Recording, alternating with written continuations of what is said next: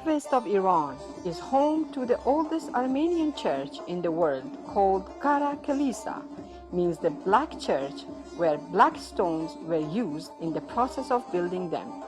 The church of Kara Kilisa is located in the south of Baku in western Azerbaijan province, where Saint Tatos, who was preaching the mission, was buried in this area. The church witnessed the destruction and building operations during the various ages, where Chengiz Mughal destroyed it in 1230, after it was renovated by Nasiruddin at-Tusi, an Iranian scientist.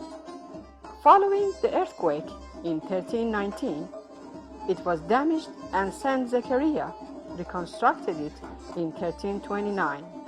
There are 44 churches as registered national heritage in Iran.